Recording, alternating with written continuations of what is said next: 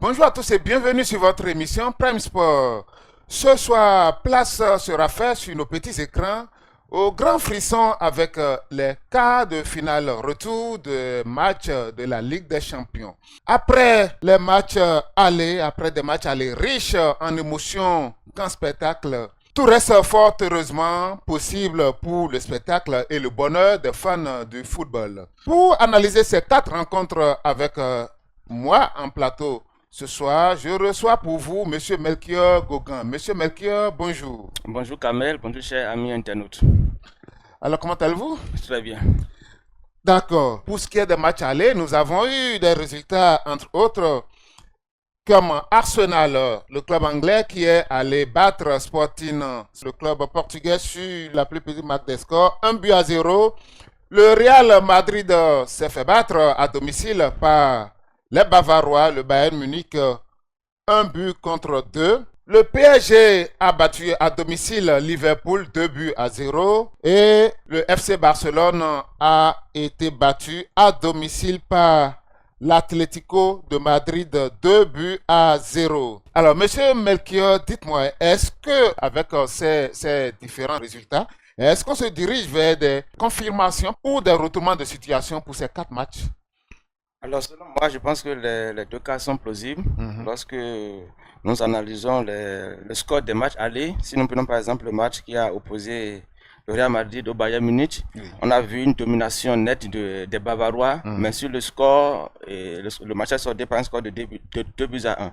Si nous prenons l'équipe de Real Madrid, je pense que compte tenu de l'histoire et compte tenu des trophées engendrés, c'est l'équipe qui est capable de remonter, même si ça ne sera pas quand même une tâche facile pour les merengues. Et vous êtes sans savoir qu'en 2017, malgré la domination sur l'Europe des Bavarois, l'équipe est menée à l'époque par Zinedine Zidane, avec Cristiano Ronaldo, a essayé de renverser le Bayern à domicile par un score de 4-1. Donc je pense que sur ce match, les Bavarois peuvent toutefois dominer dans le jeu, mais le Real Madrid, avec son histoire que nous le connaissons tous, peut quand même remonter au score. Concernant le match, ayant opposé les Parisiens à l'équipe de Liverpool, je pense que ça serait un match quand même un peu serré, parce que Liverpool joue ce soir à domicile avec le stade mythique et Anfield. C'est quand même difficile de manœuvrer cette équipe, mais vous êtes sans savoir que la défense des Reds n'est plus quand même solide. Et Van Dijk est à la traîne, Konaté ne se retrouve plus. Et vous avez une équipe de Paris qui a quand même un grand coach, Enrique, qui a pu essayer d'inculquer aux Parisiens les règles de jeu, et chaque joueur joue bien dans son couloir, et avec l'avantage des Parisiens au match aller, je ne vois pas Liverpool aussi grand qu'il soit remonter quand même les 2 buts de l'aller. Donc, mais tout reste quand même ouvert. Alors, concernant le match qui va opposer Arsenal au Portugais de Sporting, l'Arsenal, disons, sur le plan tactique, c'est l'équipe qui produit quand même un jeu flamboyant, même si ces derniers temps, concernant leurs 4 matchs, il a perdu 3. Mais vu l'avantage du match aller, je pense que les Anglais sont bien partis pour se qualifier. Et le match dont le FC Barcelone, FC Barcelone contre ou plutôt l'Atlético qui reçoit FC Barcelone, vous savez que cette saison, ils ont eu déjà joué 5 fois. Et il y a 3 victoires pour les Barcelonais et contre 2 pour les Madrilènes. Et en Champions League, pour les matchs à élimination directe à domicile, je pense que depuis 1997, l'Atlético n'a plus perdu un match à élimination directe à domicile. Donc les Barcelonais auront fort à faire ce soir pour se qualifier. Alors, le Barça, le Real, Liverpool, pour ne citer que ces clubs-là, quelle sera la clé, d'accord, de ces matchs, et quelle équipe auront l'avantage psychologique? Bon, je commence d'abord par l'équipe menée par Hansi Flick. Oui. Vous êtes sans savoir que cette année, pour les matchs que le Barça a eu à livrer avec l'Atlético à domicile, à part le match de Coupe du Roi où ils ont perdu 4-0, je pense que psychologiquement parlant, les Barcelonais ont quelque chose de plus. Même si El Cholo, avec ce que nous connaissons de lui, sur sa manière d'aligner une équipe purement défensive, je pense que la tactique de Hansi Flick et ainsi que l'esprit allemand qu'il a essayé d'inculquer à cette équipe barcelonaise va jouer sur le terrain. L'équipe de FC Barcelone a un jeune comme leader, Lamine Yamal, et avec ce qu'il a eu à faire dans les 3 derniers matchs, je pense que le Barça peut quand même espérer, mais attention quand même au plan que Cholo va proposer, parce que vous êtes savoir qu'il a essayé d'aligner une équipe B en championnat pour jouer le samedi dernier contre FC Séville. Contre FC Séville. Et donc ça veut dire que tous ces joueurs, tous ces cadres sont au repos, ils seront frais. Disons wait ainsi pour ce match. Pour ce qui concerne le Real Madrid, je viens de le dire déjà à l'entame, ça ne sera pas une tâche facile pour les merengues, mais tout reste. Le jeu serait ouvert parce que le Real Madrid, c'est une équipe, quand il écoute l'hymne de la Champions League, ce n'est plus quand même la même équipe. Hein. Donc, je pense que demain, malgré ce que le Bayern Munich est parti favorite, il faudrait qu'il fasse beaucoup attention parce que c'est une équipe qui attaque beaucoup. Et quand vous avez des joueurs comme Mbappé, Vinicius qui vont très vite, sur la contre-attaque, il y a quand même des espaces dans le dos de la défense. Donc, je pense il faut le rappeler, au match aller, n'eût été l'exploit du gardien Neuer, du gardien allemand Neuer, et qui constituait le dernier rempart, ou plutôt un mur en béton contre l'attaque, même si, quoique maladroite, de l'équipe merengue. Le score aurait été tout autre. Exactement. Même si, quand nous prenons peut-être côté possession, le Bayern a dominé ce match. Oui. Mais dans les occasions franches, c'est quand même le Real Madrid qui a bénéficié, qui a créé assez d'occasions. Ils n'ont pas été efficaces. Et je pense que le Real ne perd pas 2 matchs de suite en Champions League. Donc je pense qu'il y a quand même de fort à faire pour l'équipe bavaroise. Liverpool PSG, on sait que Liverpool est maître chez eux, avec le fameux public, le stade Anfield, qui doit accompagner cette équipe. Est-ce que le PSG peut déjà se coucher sur ses lauriers et dire que tout est déjà fait à l'aller, ou doit-il quand même se méfier de cette équipe, quoique moribonde, dans le jeu et surtout dans la défense, comme vous l'avez dit tantôt? Bon, concernant ce match, je pense que nous devons reconnaître les mérites du coach Enrique, qui a côté psychologique. Parce que vous êtes sans savoir que le Paris Saint-Germain, au début des années 2010, même s'il gagnait 4-0 au match retour, il y a toujours la panique qui gagne les rangs. Mais Enrique a travaillé psychologiquement sur ses joueurs. L'équipe de Paris Saint-Germain n'a plus peur. Même si on parle de Paris Saint-Germain contre le Bayern, contre le Barça, ce sont des jeunes qui jouent bien. Liverpool est en difficulté. Certes, il y a l'avantage du public, mais je ne vois pas une équipe de Liverpool remonter les 2 buts face à une équipe parisienne qui produit quand même un meilleur jeu depuis un certain temps. Alors, mais qui est témoin? Pour le dernier match, Arsenal qui reçoit le Sporting Lisbonne à domicile, après l'avoir battu 1-0, est-ce que Arsenal est peut-être serein avec ce qu'on a vu ces dernières semaines? Arsenal qui, je rappelle, a gagné un seul match sur ces 4 derniers matchs. D'accord? Ils ont perdu en finale de Cup face à Manchester City. Ils ont perdu en FA Cup contre Southampton et ils ont perdu le week-end dernier en championnat contre Bournemouth. Bournemouth qui est dans le ventre mou, 11e, 10e du championnat anglais et qui, avant cette victoire, était sur une série de 5 ou 6 matchs, si j'ai bonne mémoire, match nul. Aussi, Arsenal qui a assez de cadres blessés, entre autres Saka, qui serait certainement, excusez de peu la tautologie, incertain pour cette rencontre. Odegaard, sans ces cadres-là, est-ce que Arsenal est toujours serein contre le Sporting Portugal? Est-ce qu'ils peuvent, avec ces résultats qu'ils ont eu à faire ces dernières semaines, confronter sereinement ce club portugais? Je ne dirais pas que Arsenal est quand même pour ce match, mais quand même il va pas favori. Parce que vous êtes sans savoir que l'équipe d'Arsenal depuis pratiquement 2020, c'est une équipe qui joue bien. Mais au niveau de la dernière ligne droite, l'équipe d'Arsenal perd souvent ses repères. Et Arteta doit corriger ce défaut. Je pense qu'ils seront maintenant quand même libérés parce qu'il y a de cela 3 semaines, tout le monde voyait Arsenal faire un quadruplé historique. Ce qui n'est jamais arrivé à un club d'Angleterre. Je pense qu'ils sont déjà éliminés au niveau de FA Cup et au niveau de la Coupe de la Ligue, je pense. Donc ça ne leur reste que le championnat et la Champions League. Et vu aussi l'équipe de Manchester City qui est en train de mener une course horrible avec Arsenal en championnat, même s'il y a encore des grands noms à affronter par la suite. Avec le Sporting Portugal, je pense que Arsenal est quand même bien parti pour se qualifier pour les demi-finales. Alors, revenons sur le Real Madrid, le Real Madrid de Mbappé, qui jouait bien sans Mbappé et Jude Bellingham.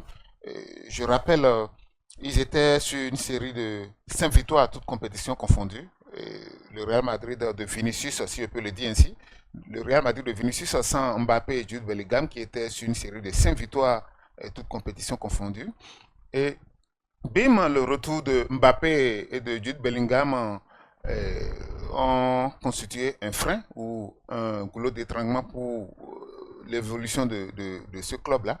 Et depuis le retour de Mbappé et de Jude Bellingham, c'est 2 défaites, un match nul, toutes compétitions confondues. Qu'est-ce qui ne va pas? Est-ce qu'avec toujours Mbappé, le Real peut s'en sortir avec le Bayern Munich? Quel Abelard doit-il changer d'approche ou doit-il toujours maintenir et faire confiance à son équipe?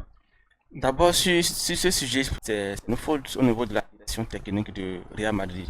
Mbappé, quel club ne veut pas quand même avoir Mbappé dans ses rangs? C'est un joueur qui score, il marque assez de buts, mais en termes d'équilibre, vous pensez que Mbappé ne fait pas quand même l'effort pour défendre, pour descendre. Et je pense que c'est seulement en équipe de France, tous les joueurs ont accepté quand même être au sol de Mbappé, même le ballon d'or Ousmane Dembélé court pour Mbappé, Olizo court pour Mbappé. Quand Mbappé était quand même avec le Paris Saint-Germain, c'était la même chose que ce que nous constatons concernant les statistiques au niveau de Real Madrid. Il marque beaucoup de buts, mais à la fin, l'équipe quand même est à la fin en Champions League. Je pense que Abdullah quand même doit essayer d'aligner quand même une équipe pour essayer d'avoir l'équipe parfait. Mbappé et Jude Bellingham avec Vinicius Junior, ça ne peut pas marcher. Parce que après le départ de Karim Benzema, le Real était en manque d'attaquants. Et l'arrivée de Bellingham, un peu neuf, exactement. Et Bellingham a su laisser le poste de milieu de terrain pour se projeter, pour boucher quand même ce trou. Donc pour le moment, il n'a pas encore accepté d'être un joueur d'équilibre au milieu pour laisser quand même les attaquants faire le jeu. Donc Bellingham monte beaucoup, ce qui laisse quand même les 2 autres défenseurs, Valverde ou bien Tchouaméni, ou même pas moment Kamavinga, à être quand même face à un surnom terrible pour l'équipe adverse. Donc Mbappé doit jouer, je ne conviens pas, mais on ne peut pas nier les 3 stars à la fois, Vinicius, Bellingham et Mbappé. Je pense que avec les 3, le Real aura toujours des difficultés. Ça peut marcher contre les petites équipes en Liga, mais quand vous serez quand même pour des confrontations directes à élimination, comme jouer contre Bayern Munich, bien le Paris Saint-Germain, aligner les 3 stars, je pense que le Real aura toujours quand même de difficultés. Mais la faute n'est pas encore à un seul joueur. Je pense que c'est une faute. Ok. Ali, dans les lignes, c'est Jude Bellingham qui constituerait ce boulot-là. Peut-être pour vous contredire, pour le match contre le Bayern Munich, au match aller, l'entrée de Bellingham a changé beaucoup de choses pour tous ceux qui ont suivi le match. Bellingham a apporté un sang frais et il a vraiment bousculé le Bayern Munich. Ce qui est normal. Bellingham est entré quand même pour marquer. Bellingham n'est pas entré pour assurer quand même l'équilibre parce que le Real était déjà mené. Donc on fait entrer Bellingham pour quand même participer, se projeter, pour se projeter, voilà, parce qu'il y a des centres, c'est quand même une star pour l'équipe d'Angleterre. Mais les 3, Vinicius, c'est un fin doubleur. Mbappé, c'est aussi un fin doubleur. Les 2 ne font pas l'effort défensif comme il le faut. Ajouter encore un 3e comme Bellingham qui va se projeter et laisser ses compères au milieu seul, je pense que le Real aura quand même des difficultés.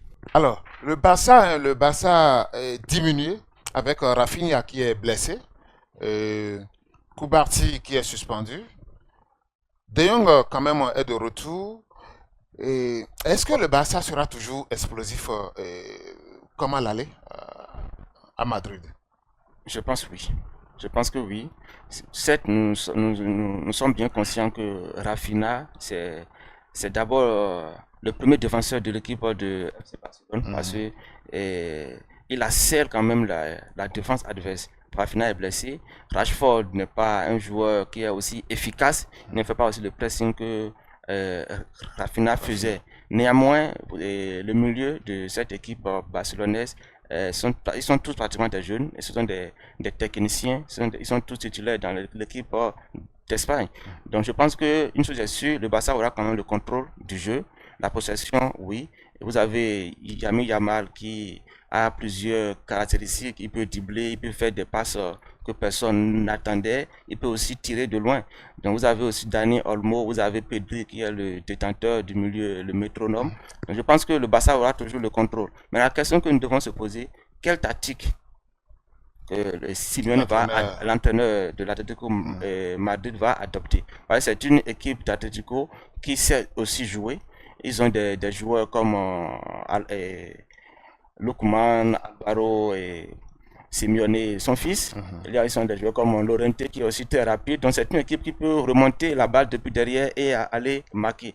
Et la pression qui est actuellement sur l'équipe Barcelone, parce qu'ils vont jouer pour marquer déjà dans les toutes premières quarts d'heure. Et on sait que le Barça joue en laissant assez d'espace dans leur dos. Le Barça il pratique un football pratiquement à l'envers parce qu'il faut avoir des défenseurs qui doivent être face aux attaquants, mais eux, ils ont des défenseurs qui font dos aux attaquants. Donc, l'Atlético peut profiter quand même de ces failles pour marquer d'abord le premier but et ça va rendre peut-être la tâche si difficile à cette équipe barcelonaise. Avec ce qu'on a vu au match aller, un Rashford qui déménageait tout sur son aile gauche, mais qui pêchait dans le geste ultime. Et Koubassi également, qui ne sera pas là, certainement remplacé par euh, Araujo, voilà. Est-ce que le Barça serait toujours fringant comme à l'aller? Il y a le retour de Jong, bien sûr, mais est-ce que, vous l'avez dit tantôt, personne ne sait à quelle sauce Simeone va faire goûter voilà, le plan de flic qui est déjà lisible. On sait que Lewandowski, après le match contre l'Espagnol, on sait déjà que c'est Lewandowski qui sera titulaire. On sait que Rashford sera là, nonobstant tout ce qui s'est passé au match aller. Qu'est-ce que le coach en flic peut faire, selon vous, pour changer la donne? Le Barça est toujours meilleur. Le Barça a eu tellement d'occasions au match aller sans scorer. Face à cette situation, qu'est-ce que le coach peut-il faire? Je pense que le Barça a été toujours meilleur quand il est en difficulté. Je pense que depuis 2016, c'est la toute première fois que le Barça doit essayer de remonter des buts au match retour. Sinon, les matchs aller, ils assumaient et au retour, ça devient une catastrophe. Quand je parle de Liverpool, en 2017, où le Barça a pu gagner 3-0 à domicile et aller perdre à Anfield 4-0. Il y a aussi AS Roma en 2016. Donc cette fois-ci, c'est le Barça qui a quand même la tâche difficile pour aller remonter 2 buts. Rien n'est encore impossible, tout est ouvert. Je pense que Hansi Flick a quand même les moyens pour essayer d'étouffer cette équipe d'Atletico. Ne pas marquer au match aller n'est pas synonyme encore d'élimination. Je pense que Rashford, malgré qu'il n'est pas aussi efficace, il marque quand même des buts que personne n'attendait.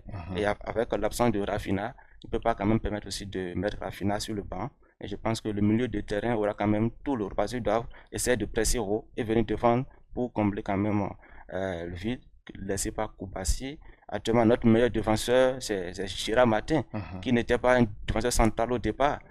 C'était un latéral. Donc, avoir un latéral comme meilleur défenseur central, ça veut dire que le problème se pose et Hansi Flick doit trouver la solution pour essayer de combler ce vide. Alors, pour finir, hein, vous allez rapidement nous pronostiquer quelles sont les équipes que vous voyez passer pour pour le cas? Je pense que ça, c'est un travail compliqué que vous me demandez à faire. Mais je vois l'équipe de Paris Saint-Germain en demi-finale. Je vois l'équipe d'Arsenal, même si ça ne sert pas quand même de mince affaire en demi-finale. Je vois l'équipe de Real Madrid. Ça va quand même. Ah oui, ça va étonner plus d'un. Je ne vois pas le Real Madrid éliminer si tôt, même s'ils ont encore un but à remonter. Et même si je suis quand même sportif fervent de FC Barcelone, je pense que l'Atlético va se qualifier. En toute objectivité, vous voyez l'Atlético va se qualifier. Se qualifier. Oui. Chers amis téléspectateurs, c'en est donc fini pour ce numéro. Et agréable soirée sportive à vous et à la prochaine.